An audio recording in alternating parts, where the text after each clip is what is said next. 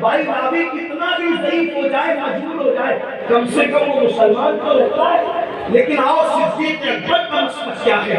افضل البشر بعد الانبیاء بالتحقیق سیدنا صدیق اکبر کا مسلک کیا ہے؟ مشہور بات ہے، اشاروں میں کہہ کے گزرنا ہے، لیکن چونکہ تحفظ ایمان ہے اس لیے میں بات کہنے لگا ہوں. ایک مرتبہ ابو جہل دروازے پر آیا.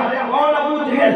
آقا نے فرمایا اس امت کا فرعون. کون ابو جہل؟ ایک نمبر کا جھوٹا، ایک نمبر کا مکار، ایک نمبر کا دغاباز، اعتبار کے قابل آدمی نہیں ہے. لیکن دروازے سے ضد پہ آ کے کہتا ہے ابو بکر دیکھو، اگر کوئی یہ بات کہے کہ میں رات کے تھوڑے سے حصے میں مکے سے بیت المقدس میں گیا پھر وہاں سے واپس آیا، زنجیر تین رہی تھی، بستر بھی گرم تھا، تو بتاؤ کیا کہو گے؟ وہ صدیق اکبر تھے، میرے اور آپ کی طرح ان کے معاملات نہیں تھے. ارشاد فرمایا ابو جہل پہلے یہ بتاؤ یہ بات کہتا کون ہے؟ بات کس نے کہی ہے؟ تو پھر اس کی زبان سے نکل گیا وہی تمہارے یار محمد ابن عبداللہ کہتے ہیں. دیکھو کتنے بڑے جھوٹے مکار دغاباز کی زبان سے کیا سن رہے ہیں؟ فضیلت مصطفیٰ جان محمد سنیں. اس نے کیا کہا؟ تمہارے یار کہتے ہیں. صدیق اکبر نے کوئی تحقیق نہیں فرمائی. کیا جواب دیا؟ ابو جہل اگر واقعی وہ یہ بات کہتے ہیں یہ تو چھوٹی سی بات ہے، اس سے بڑی بھی کہے گے تو میں ماننے کے لیے تیار.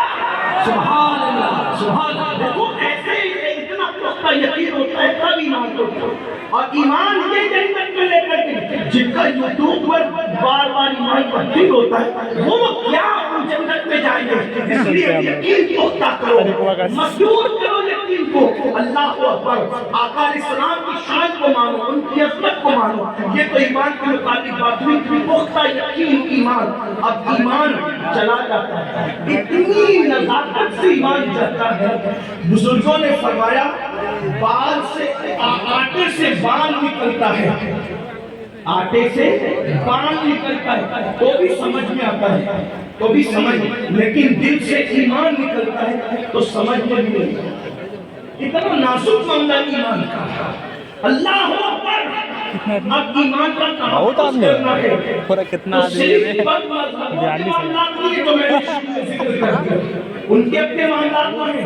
ہمارے پاس امان بھی ہمارے ایمان کے لیے خطرناک ہے.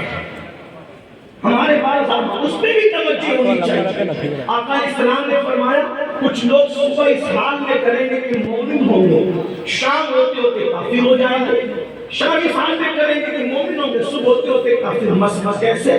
اب آپ کو میں کچھ باتیں بتاؤں جس کی طرف ہماری توجہ کم ہے یا بالکل نہیں. دیکھو اسلام دشمن طاقتیں جانتی ہے کہ جب تک تم مومن رہو گے، توجہ سے سن، اگر آپ واقعی سننے سمجھنے کے لیے بہت اچھے سے سن رہے ہیں ماشاءاللہ. میں آپ کو کیا نام دوں کہ اتنی بارش کے باوجود بھی آپ آئے، یقیناً یہ آپ کے جذبات ہیں. اللہ آپ سب کو سلامت. یہ کمیٹی کے لوگ جو جماعت بنائے مصطفیٰ کو ان سب جوانوں کو سلامت رکھے. اللہ ہمارے سب علماء کو سلامت رکھے. لیکن توجہ فرمائے بہنیں موجود، دنیا جانتی ہے جب تک ان کے پاس ایمان رہے گا ان کو کبھی شکست نہیں دی جا سکتی. یاد رکھنا ایمان وہ ہتھیار ہے جو صرف مومنوں کے پاس اور کسی کے پاس.